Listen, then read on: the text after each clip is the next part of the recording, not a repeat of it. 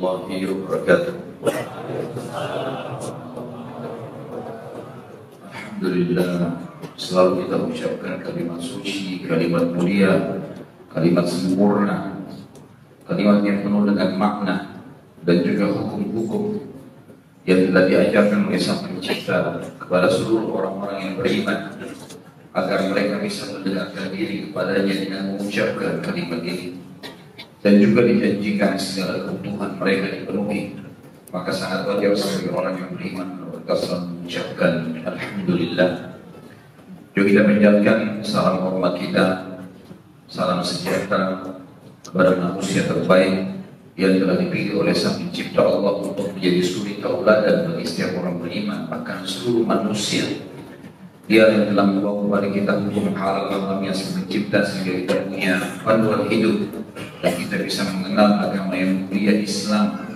Sang Pencipta bersama malaikatnya telah mengucapkan salam hormat kepada orang terbaik ini atau manusia terbaik ini, dan juga diperintahkan untuk kita mengucapkannya. Maka sangat wajar kalau kita selalu membacakan salawat dan taslim kepada Nabi besar Muhammad sallallahu alaihi wasallam. Semoga Allah berkahi saudara muslimah. Kita lanjutkan bahasan dosa-dosa besar, dan malam ini kita masuk dosa besar ke-51 tentang menyakiti para kekasih Allah dan memusuhi mereka. Dan sebelumnya kita sudah membahas pasal atau dosa besar ke-50, masalah menyakiti kaum muslimin dan mencaci maki mereka. Jadi memang dua materi atau dua bab ini punya hubungan satu sama yang lain, ada relevansinya. Kalau yang sebelumnya kita membahas umumnya tidak boleh menyakiti siapa saja yang syahadat, laki-laki, perempuan, anak kecil, orang tua, dan hukumnya hukum zahir yang kelihatan di depan mata kita. Kalau malam ini kita bahas lebih khusus lagi, menyakiti, mencaci maki para wali Allah. Terjemahan Indonesianya adalah kekasih Allah atau orang-orang yang dekat dengan Allah. Selain menyakiti, juga ditambah dengan memusuhi mereka. Teman-teman sekalian, ulama coba mewujudkan dan menjelaskan siapa itu wali Allah, sehingga kita tahu dan kita tidak boleh bermacam-macam dengan orang-orang seperti itu. Jangan sampai kita berbuat hal-hal yang menyakiti bahkan memusuhi mereka. Wali Allah adalah siapapun yang telah menerima dan meyakini Allah sebagai pencipta, tunduk padanya, selalu memperjuangkan apa yang diperintahkan untuk diperjuangkan, takut kepada semua yang diperintahkan untuk takut padanya, dan juga selalu berhati-hati dalam mengerjakan semua perintah sehingga maksimal, konsentrasi, khusyuk, dan juga selalu berhati-hati sehingga mereka selalu meninggalkan perbuatan-perbuatan yang dilarang. Orang-orang seperti ini dikenal dengan waliullah.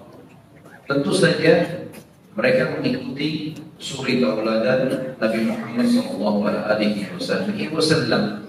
dalam segala ini kehidupannya, karena orang yang paling dekat dan paling layak mendapatkan istilah waliullah adalah Nabi Muhammad SAW. Puncak para wali adalah beliau SAW. Kemudian datang semua para nabi-nabi, kemudian datang semua para sahabat, lalu datanglah setelahnya para generasi emas setelah sahabat, kemudian setelahnya lagi tabi'in dan tabi'in, sebagaimana sabda Nabi SAW dalam hadis sahih, sebaik-baik abad generasi, sebaik-baik generasi adalah abadku atau generasiku para sahabat. Lalu datang generasi setelahnya, lalu datang generasi setelahnya. Lalu kemudian setelah tabi'in ini, maka bersainglah tanda kutip para orang-orang beriman dalam kedekatan mereka kepada Allah. Sebagaimana Allah berfirman dalam Al-Quran setelah menjelaskan panjang lebar masalah surga, kenikmatan ibadah padanya, Allah mengatakan a'udzubillahi minasyaitonir rajim, fi dzalika falyatanafasil mutanafisun. dan di surga pendekatan diri kepada Allah, merasakan nikmatnya iman itu sangat wajar. Orang-orang beriman saling bersaing, tapi bersaing positif. Sebagaimana juga contoh yang lain sabda Nabi SAW, kalau seandainya seseorang di antara kalian mengetahui apa yang Allah janjikan di saf pertama dan adzan, kemudian mereka tidak mendapatkannya kecuali mereka bersaing, berlomba-lomba, maka pastilah mereka akan bersaing. Jadi di sini tingkatan mereka ada tentunya, tergantung keadaan kedekatan kepada Sang Pencipta Allah yang diikuti dengan ilmu. Karena ada perbedaan antara alim sama abid.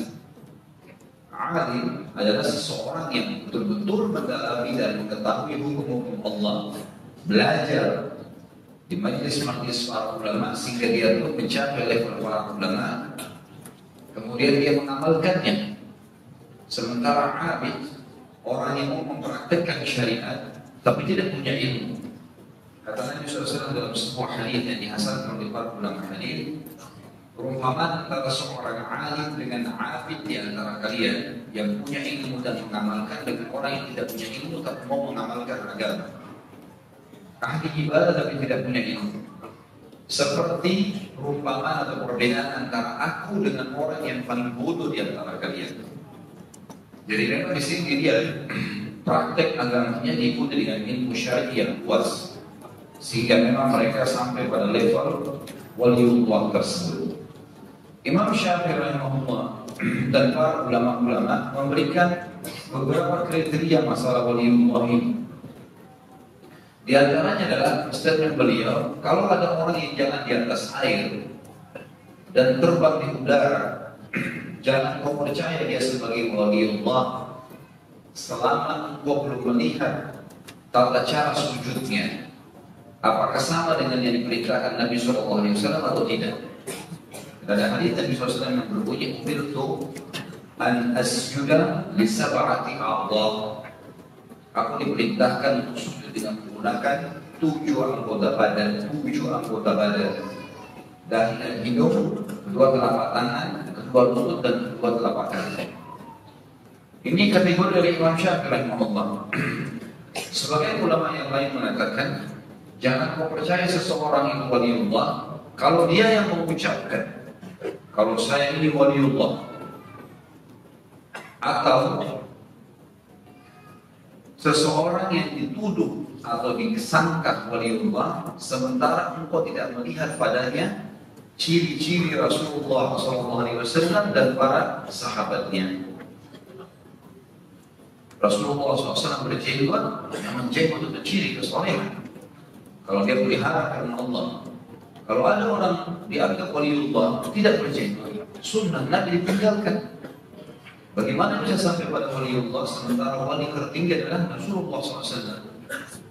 Kalau dia sangat mirip dengan Nabi SAW dalam segala hal, baik itu hukum sunnah atau wajib, dan dia meninggalkan segala larangan, baik itu makruh atau haram, maka ini bisa dikategorikan sebagai waliullah. Juga waliullah ini seringkali diberikan oleh Allah Subhanahu wa Ta'ala beberapa kelebihan-kelebihan, keberkahan dalam hidup mereka, seperti misalnya istiqomahnya dalam mengerjakan amal saleh. Orang kalau dekat dengan Allah, Allah akan mudahkan dia mengerjakan amal saleh. Terkaget sendiri pada malam hari, hatinya jadi mudah, ringan tangan dan kakinya untuk sholat, mudah untuk mendatangi masjid pada saat azan dan mereka berlumba-lumba di saat pertama, mudah membuka kitab Allah setiap hari membaca dan menghafalnya, menuruni maknanya, mudah langkahnya menuju ke majelis ilmu, mudah bersedekah pada saat dia lihat ada yang membutuhkan sedekah tanpa mempertimbangkan lagi orang ini jujur atau tidak, mudah sekali untuk pergi haji dan umrah pada saat Allah mudahkan langkahnya, mudah sekali berjihad membela agama Allah. Semuanya termudahkan. Ini namanya istiqomah yang dimudahkan oleh Allah karena memang kesolehan dia. Dan orang-orang seperti ini kita akan temukan selalu tulus, selalu mudah, musibah pun datang di dekat senyum. Orang-orang yang dekat dengan Allah Subhanahu wa taala punya kedudukan, teman-teman sekalian. Rasionalnya begini. Kalau seandainya ada seseorang yang dekat dengan presiden, lalu kemudian kita ganggu orang itu,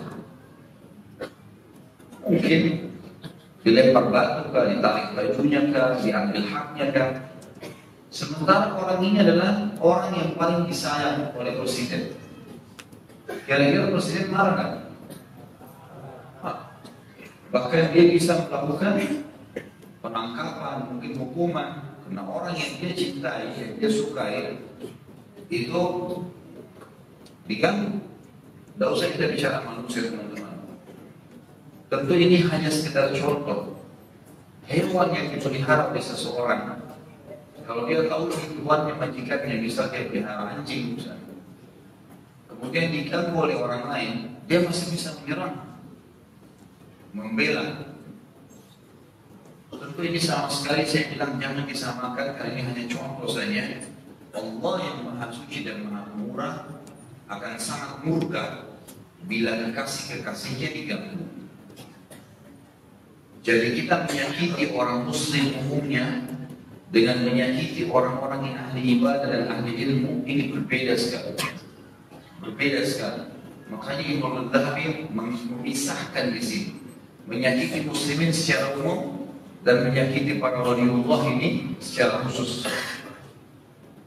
Dalil-dalilnya bisa mengundang murkahnya Allah. Agak maju ke depan, bisa berapa kalau merata, supaya yang baru datang bisa dapat tempat. Silakan berapa?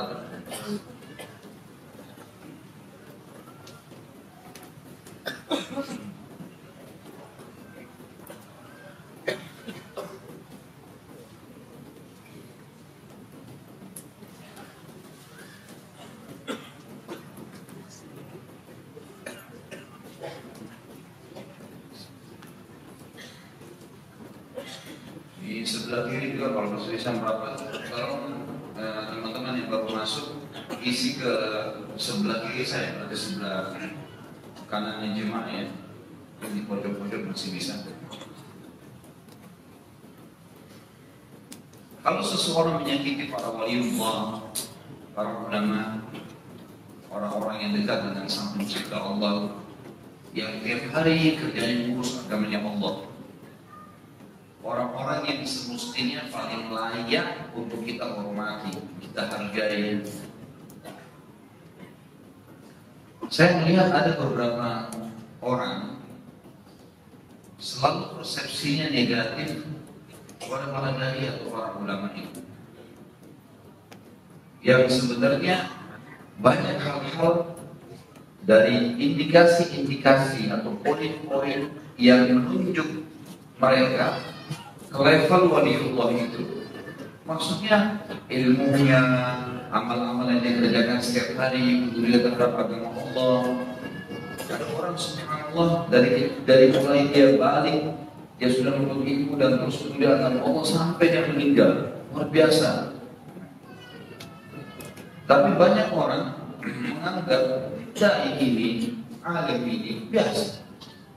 Terbukti kalau datang ke rumahnya, dia tidak melayani seorang alim itu sebagaimana dia layani tamu-tamu yang lain. Bahkan banyak di antara mereka menganggap para dai-dai itu gampang, bahkan bisa mengambil fatwa sembarangan dari mereka dengan memberikan duit, dengan memberikan hadiah. Ini bahaya sekali. Meremehkan mereka saja itu sudah cukup mengundang murkahnya Allah, karena masuk dalam kategori menyakiti. Ada orang lebih jauh daripada itu, memusuhi, memerangi. Contoh di zaman Musa alaihissalam, ada Qarun yang biasa kita istilahkan di Indonesia dengan harta karun. Karun nama dia, Qarun dalam Al-Quran disebutkan. Orang ini miskin sekali, ahli ibadah dunia. Berdoa kepada Allah agar dimudahkan rezekinya. Sering datang ke majelisnya Musa alaihissalam, patuh, dengar, Satu waktu Allah SWT bukakan dia pintu rezeki. Dia bekerja dengan seseorang ahli emas, kemudian sampai dia bisa buat emas, sehingga akhirnya dia punya toko emas dan jadi kaya raya. Jadi orang terkaya. Tiba-tiba dia berubah. Tidak mau lagi hadir majelis yang Musa alaihissalam, enggak lagi sholat, sombong, segala macam. Lebih parah dari itu, setelah dia jauhkan dirinya dari jalan Allah, dia rupanya berusaha menyakiti dan memusuhi Musa alaihissalam. Dia sampai bayar para penyair untuk menghina Musa alaihissalam. Dia sampai lewat dengan kereta kencananya Musa alaihissalam jalan kaki di sebelahnya, dicuekin. Dia pamer kekayaannya.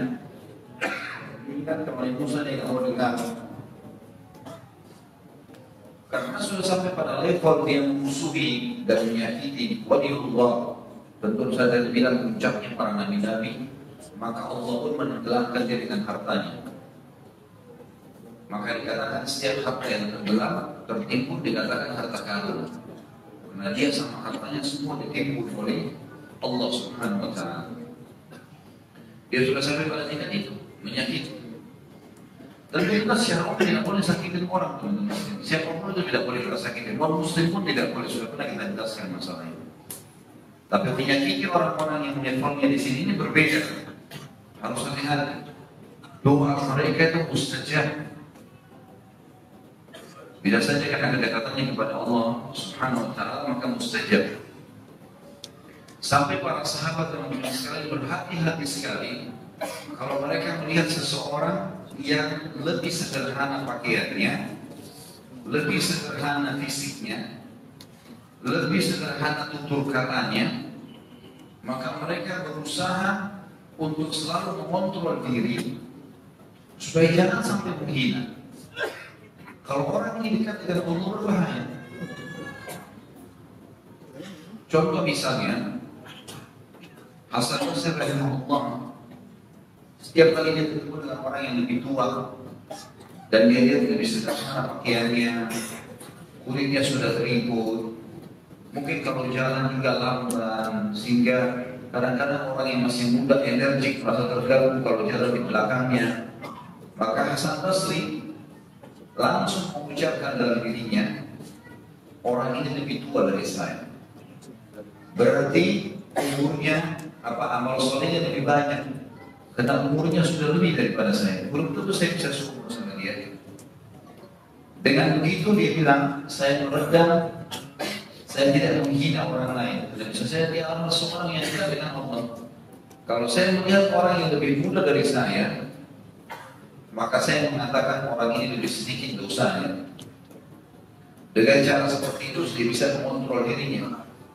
Dia bisa mengontrol dirinya. Para orang yang dekat dengan Allah, teman-teman sekalian, tentu para nabi-nabi dan mereka sudah meninggal sekarang, tinggal penerusnya para ulama-ulama harusnya dihormati, dijunjung tinggi. Sampai sebagian ulama mengatakan, sebagian bukan semua, bersolawat kepada seorang alim itu bisa saja pahalanya lebih baik daripada bersolawat kepada 1000 fakir atau bahkan kepada 1000 mujahid. Apa alasannya? Mereka jabarkan, karena seorang alim ulama dengan ilmunya dia bisa menyadarkan 1000 orang miskin dalam masalahnya. Dia bisa memotivasi 1000 mujahid untuk berperang membela agama Allah. Jadi satu orang alim ini punya kedudukan yang sangat tinggi di agama. Memang mereka adalah mendaki para nabi-nabi. Dan kita sudah tahu Nabi Muhammad SAW adalah nabi yang paling mulia, manusia yang paling mulia. Bahkan beliau mengatakan, saya pemimpin anak Adam dan saya penghulunya pada hari kiamat. Riwayat lain, apakah kalian tahu bagaimana manusia mengenal kedudukan pada hari kiamat? Kalau orang satu mengatakan, Allah dan Rasul itu tahu. Kata Nabi SAW, nanti manusia akan kepanasan di mahsyar. Kemudian mereka sudah bingung, tidak ada jalan keluar, karena Allah tidak datang menghakimi mereka. Mereka pun datang kepada Adam menolak, Iblis menolak, Saleh menolak, semua nabi-nabi menolak sampai mereka datang kepada aku. Dan mereka mengatakan, hai Muhammad, engkau adalah Nabi terakhir yang diutus oleh Allah untuk semua manusia, maka mintalah kepada Allah agar Allah datang menghakimi kami. Maka saya pun mengatakan, ana lahu, saya bermiliknya, saya bermilik. Lalu Nabi SAW sujud di bawah singgasananya Allah, arsy Allah. Kemudian Allah membukakan, kata Nabi SAW, Allah membukakan untuk puji-pujian yang tidak dibukakan untuk orang sebelumku, untuk orang-orang sebelumku, sampai terdengar suara Allah mengatakan, ya Muhammad rafa ra'sak washfa washfa, hai Muhammad angkat kepalamu, maka berikanlah syafaat, Al-Quran kau akan terima syafaatnya. Jadi Nabi Muhammad SAW adalah pemimpin manusia dan pemimpin para nabi-nabi.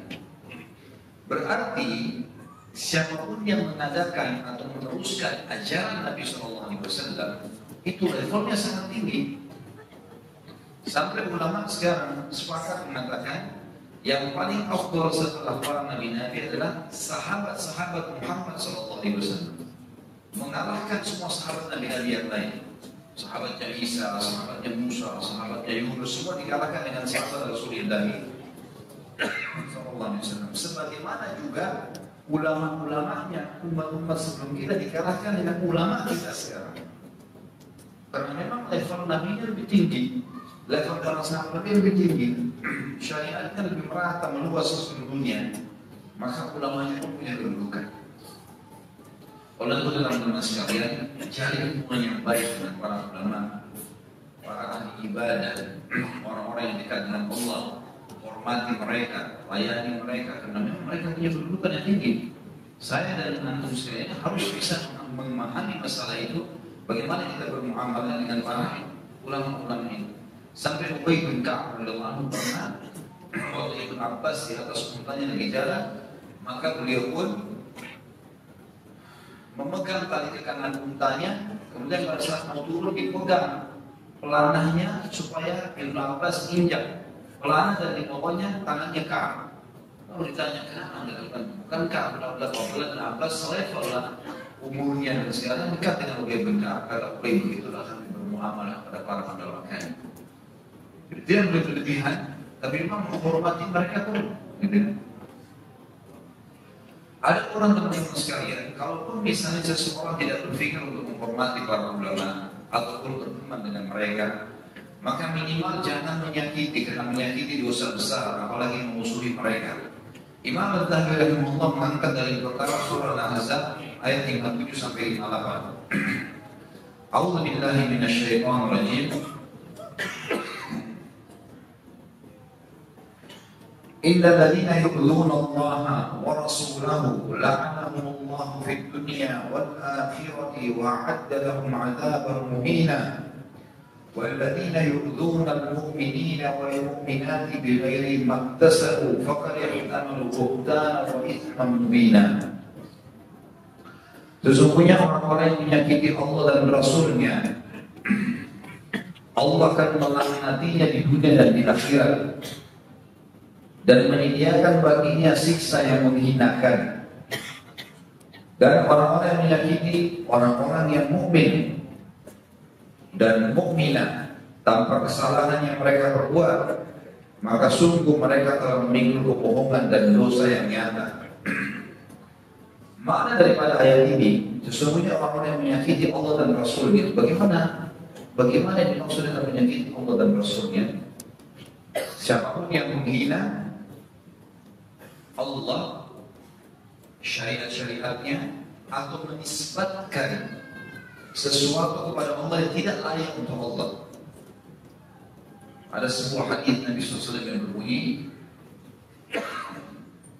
tidak ada yang lebih sabar daripada Allah. Kata Nabi SAW, tidak ada yang lebih sabar dari Allah. Mereka menisbatkan anak pada Allah, padahal Allah tidak punya anak. Dan Allah sabar, tetap memberikan kepada mereka rezeki, tetap memenuhi kehidupan mereka, tetap memaafkan kalau mereka minta maaf. Jadi Allah Azza wa Jalla di sini bukan disakiti seperti manusia menyakiti manusia yang lain, tapi mereka menisbatkan sesuatu kepada Allah, dan Allah membahasakan yang menyakiti Allah. Allah Azza wa Jalla jauh lebih mulia. Allah bisa menghukum siapa saja, Tapi Allah gunakan bahasa itu. Sesungguhnya orang-orang yang menyakiti Allah dan Rasulnya. Kalau Rasulullah SAW menghina sunnahnya, menghina ajarannya, ya, tidak menghormati, tidak menerapkan. Dan juga Nabi SAW pada saat hidup bersama beliau, dan kita sudah hidup bersama beliau, tentunya para sahabat pernah ada yang ditegur waktu beliau sudah menikah dengan Zainab. Nabi SAW menyediakan sedikit makanan di rumahnya. Beberapa sahabat bertanya setelah makan, mereka masih ngobrol di rumah Nabi SAW. Nabi malu dulunya. Nabi SAW punya rasa malu. Dan kata Aisyah anha, Rasulullah SAW lebih malu daripada anak gadis yang dipikir di rumahnya.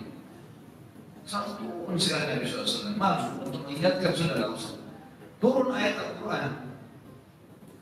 Sesungguhnya Allah memperingatkan kepada kalian, kalau sudah diundang makan, bubarlah, karena itu menyakiti Rasul.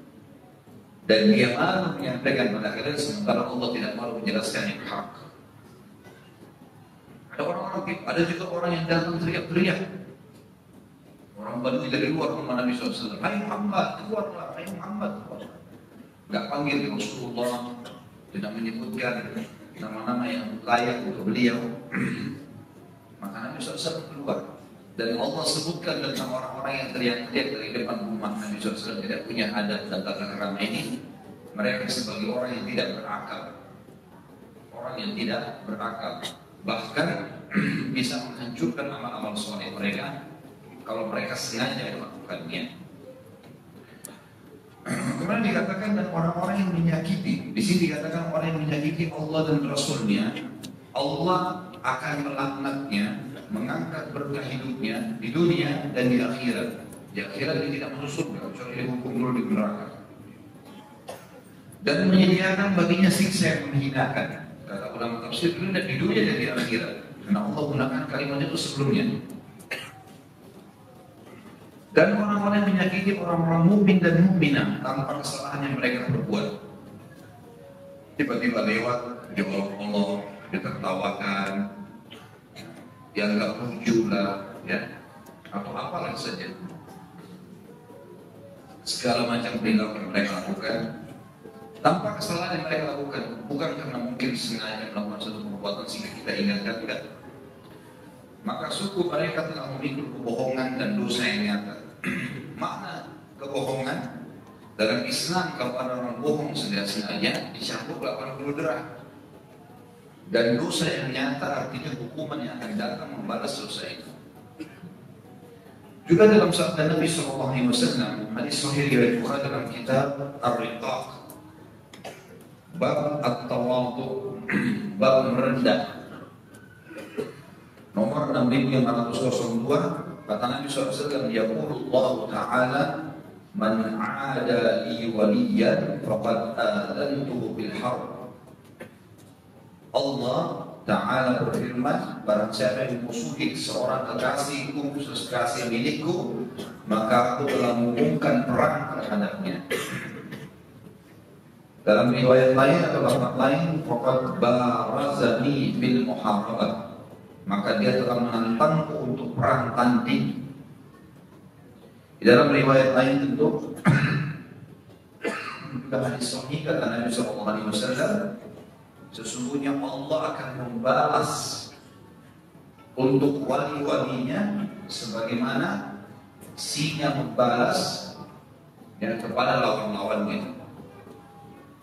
Ini riwayat yang luar biasa. Sesungguhnya Allah akan membalas untuk wali-walinya sebagaimana singa yang membalas lawan-lawannya. Jadi singa itu jarang sekali diganggu oleh hewan lain. Kalau dia terganggu, dia akan nyerang. Dan dia tidak akan berhenti sampai dia menaklukkan musuhnya. Nabi SAW menggunakan isyarat kalimat ini. Artinya Allah Subhanahu Wa Taala akan menghukumnya dalam waktu dekat. Ada riwayat lain teman-teman sekalian. Riwayat ini riwayat sahih. Abu Bakar radhiyallahu anhu Siapa tidak mengenal sahabat mulia ini? Abdullah bin Quhafah, Abdullah bin Abi Quhafah radhiyallahu anhu. Dia adalah ahli tentu sahabat karena Abi Quhafah masuk Islam di kebebasan kota Mekah. Radhiyallahu anhu ajma'in. Kita tahu juga teman-teman sekalian hadis tentang Uwais al-Qarni di mana Nabi SAW menyuruh Abu Bakar, menyuruh Umar dan Ali untuk memohon ampun kepada Allah melalui dia karena kesolehannya. Maka bagaimana Nabi SAW menunjukkan seseorang dari umatnya yang belum bertemu dengan beliau hanya beriman kepada risalah di zaman beliau tapi tidak sempat melihat. Maka Nabi SAW berkata kepada Umar dan Ali, hai Umar dan Ali, kalau kalian bertemu dengan Uwais al-Qarni dari suku Qarn di Yaman, maka mohonlah kepada dia agar beristighfar kepada Allah untuk kalian berdua. Ini bukan sahabat biasa. Umar sama Ali, dua-dua dapat jaminan surga. Mertua sama anak mantu Nabi. Ini luar biasa. Sengaja Nabi sebutkan kalimat ini supaya memotivasi semua yang lainnya, muslimin. Umar bin Khattab dari zaman itu setiap musim haji ketemu sama orang. Tentu Nabi SAW sebutkan cirinya, orangnya berkulit ya, sedang, tidak putih, tidak juga gelap kulitnya, tapi tubuhnya pernah kena penyakit kulit dan tertinggal besar seperti koin dirham di pundaknya berwarna putih, belang. Kemudian dia punya seorang ibu yang tua sekali, dia berbakti padanya. Carilah dia. Umar setiap musim haji kalian orang-orang Yaman, ada enggak Uwais? Ada enggak Uwais? Enggak ada. Enggak ada nama Uwais, kita enggak kenal. 1 tahun, 2 tahun, 3 tahun, 4 tahun, sampai Nabi SAW meninggal, sampai Abu Bakar meninggal, sampai Umar bin Khattab pun berpuasa 10 tahun. Setiap tahun dia bertanya. Di tahun terakhir, tahun 23, di tahun Umar bin Khattab meninggal dunia, di musim haji baru dia dapat. Dia tanya orang-orang Yaman, mereka bilang, hai mukminin, setiap tahun Anda bertanya masalah Uwais, kami tidak kenal. Kalau ada satu orang dari jemaah haji Yaman mengatakan, saya kenal orang yang mukmin, ada orang namanya Uwais, seorang pengembala kambing di mana pasir jauh di Yaman. Tapi saya tahu dia tahun ini haji. Umar langsung tersenyum, mana orang itu?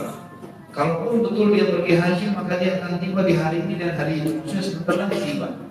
Kalau Anda mau, biasanya penduduk Yaman datang dari arah sana. Umar setiap hari nunggu di situ. Sampai akhirnya melihat ada orang mengembala kambing, bajunya lusuh, rambutnya biasa sekali, sambil jalan. Lalu Umar tanya, apa kau kenal Uwais?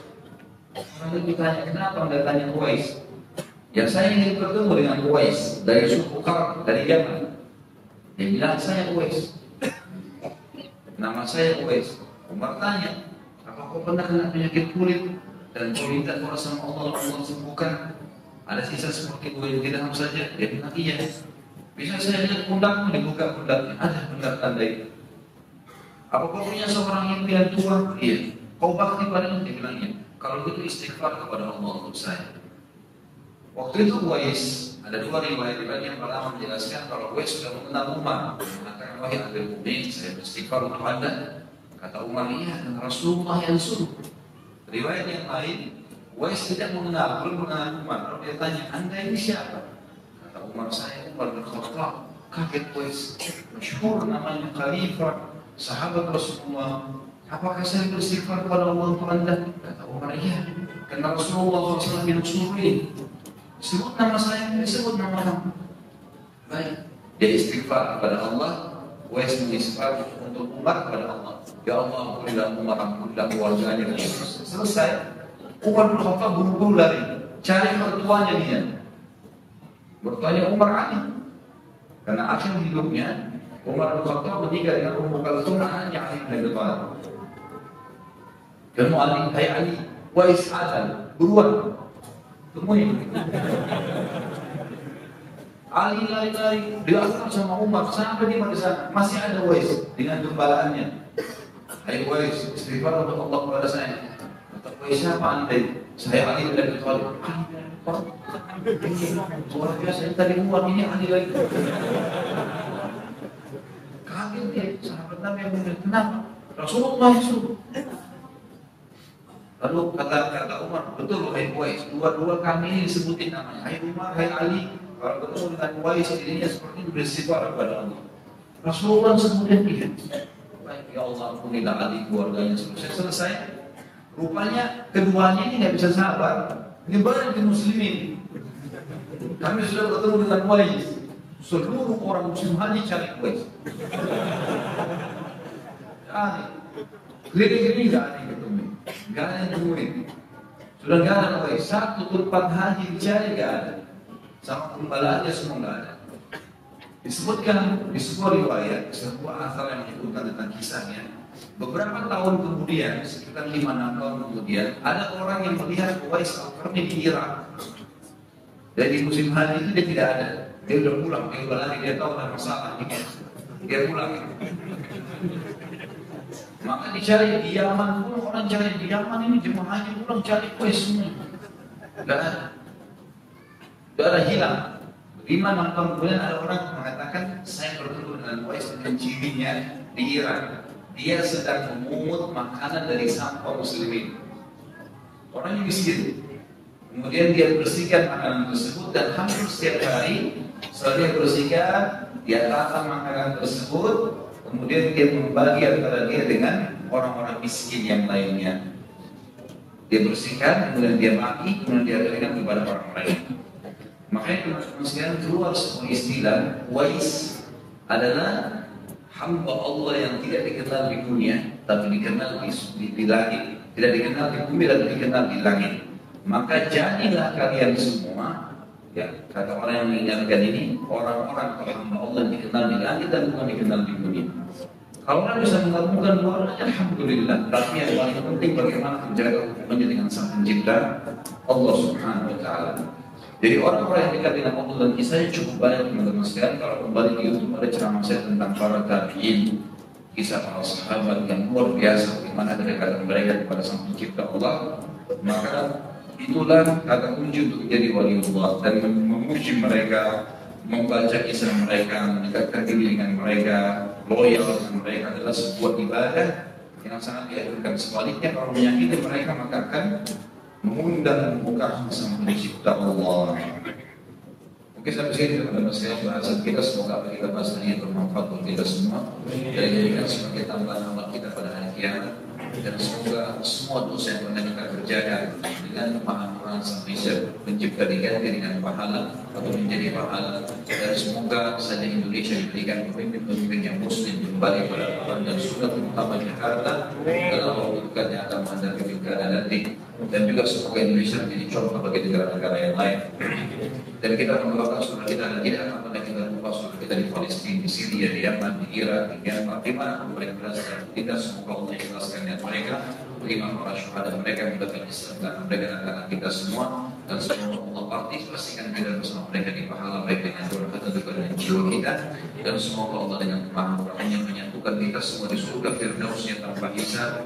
Semua yang satukan menjadi majelis ilmu yang mulia. Kalau benar dari Allah, berdasarkan dosa yang mohon dimaafkan. Subhanallah wa bihamdika, asyhadu an la ilaha illa anta, astaghfiruka wa atubu ilaik. Wassalamualaikum warahmatullahi wabarakatuh.